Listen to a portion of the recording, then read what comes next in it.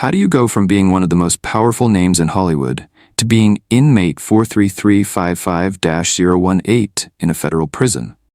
He was the first black superhero to conquer the box office. The man who carried Marvel on his shoulders before the MCU even existed.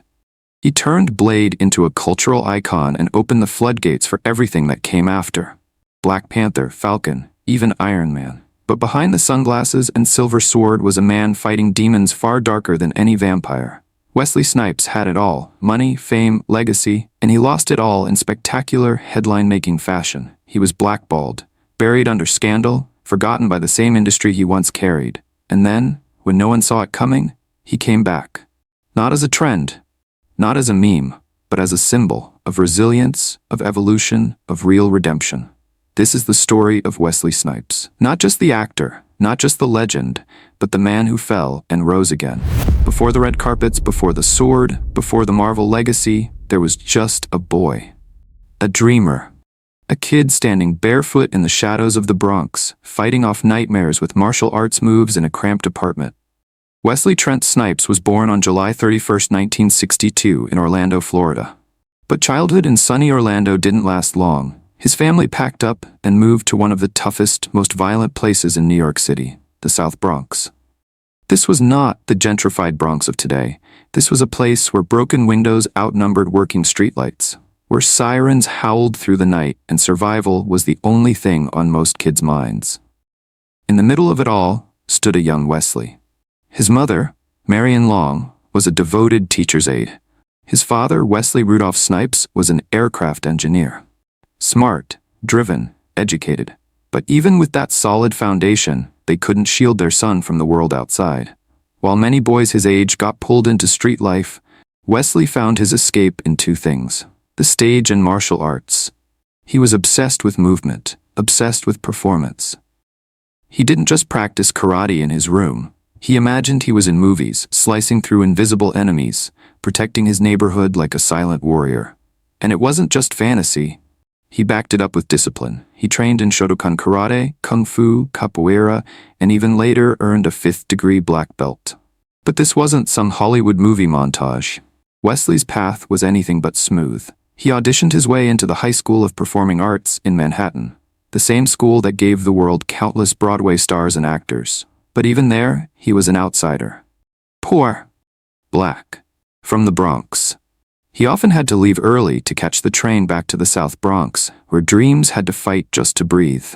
That tension between art and survival, light and shadow, would come to define everything about the man he would become. His first big screen moment was small, a minor role in Wildcats, 1986, with Goldie Hawn. Most people missed it, but one man didn't: Michael Jackson. In 1987, Snipes was cast as the gang leader in MJ's iconic music video Bad, directed by Martin Scorsese. Just a few minutes of screen time, no action scenes, no explosions, but something about him was undeniable. Those piercing eyes, that quiet intensity, that presence. The world started asking, who is this guy? And Hollywood quickly found out. In 1991, New Jack City exploded in theaters. Wesley Snipes played drug lord Nino Brown, and it was more than just a role. It was a declaration. The film cost only $8 million to make and brought in nearly $47 million.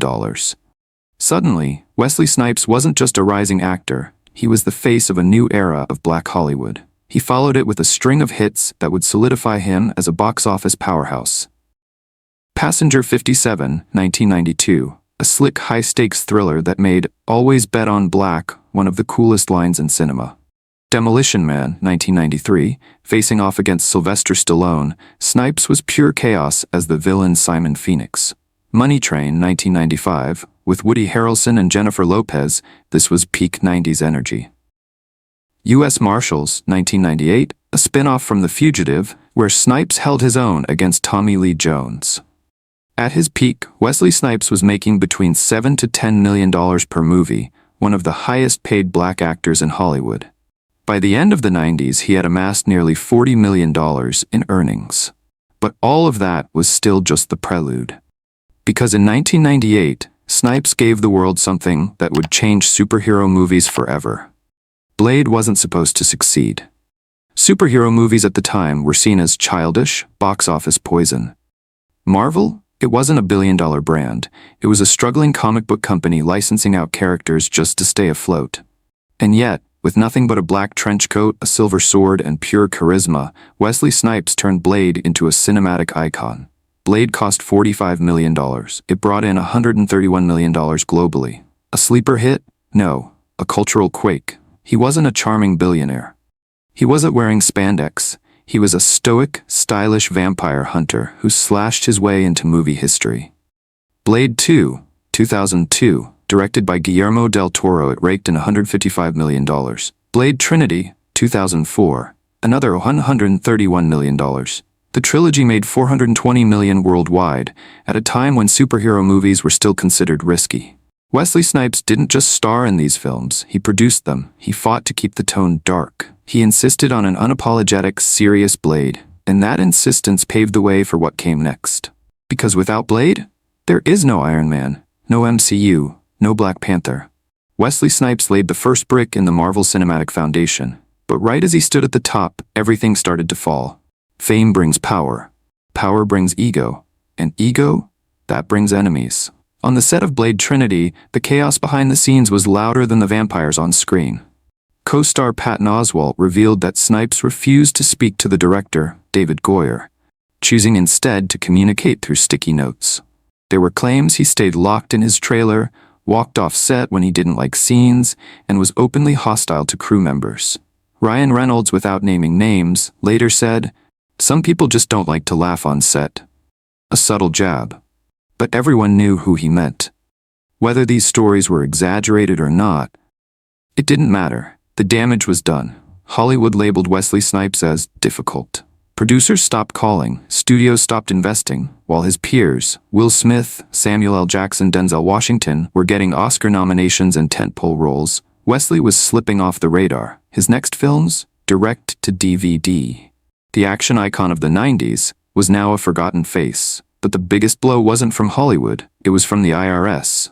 Wesley Snipes stopped filing taxes between 1999 and 2004. He believed, or claimed to believe, in a fringe theory called the 861 argument, which falsely argued that domestic income wasn't subject to federal taxation. It was promoted by a group of tax protesters who had already been flagged by the government. Snipes owed tens of millions. When the IRS finally came for him, it wasn't subtle. In 2006, he was indicted on 6 counts of felony tax fraud, including conspiracy to defraud the government. In January 2008, after a high-profile trial in Florida, the verdict came. Not guilty on the most serious charges. Guilty on 3 counts of willfully failing to file tax returns. On April 24, 2008, Wesley Snipes was sentenced to 3 years in federal prison. Reporters everywhere ran the same brutal headline, from red carpet to prison cell.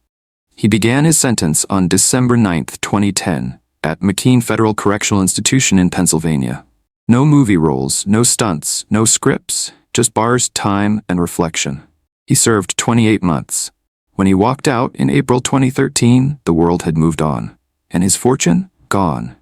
Despite being millions in debt and blacklisted from big studios, Wesley Snipes didn't vanish.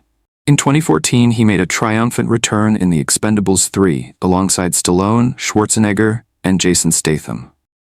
And in one perfect line, Snipes broke the fourth wall with a joke about tax evasion that brought the house down. It was redemption. Not through denial, but through humor. In 2021, he joined Coming to America, stealing every scene as the flamboyant General Izzy. The world laughed. Not at him. With him.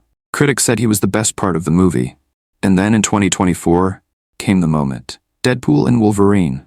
A surprise Blade cameo. The crowd in IMAX erupted. Social media exploded. Wesley Snipes, once cast out, was now being cheered louder than ever. Ryan Reynolds dubbed him Marvel Daddy, the man who started it all. But behind the comeback was the real story. While Hollywood turned its back, one person stayed, his wife, Nikki Park, a Korean painter. She raised their 4 children alone while Wesley was behind bars. His eldest son, Jelani, from a previous marriage, also stood by him. In Coming to America, all 5 of Wesley's kids had cameos. A silent tribute to the family that saved him. Today, Wesley's net worth is estimated around $9 million. Still in debt, but he's not chasing blockbusters. He's choosing roles carefully, spending time with family, creating art, writing, reflecting. He once said the biggest thing I got from it was learning the value of time. Time with family, that's the real treasure. Wesley Snipes is no longer the top-paid action star. He's not the king of the box office. But in the hearts of millions, he's still Blade. Still the pioneer who broke Hollywood's mold. Still the man who proved that even after the darkest fall, you can rise. No longer chasing fame. Now, living his legacy.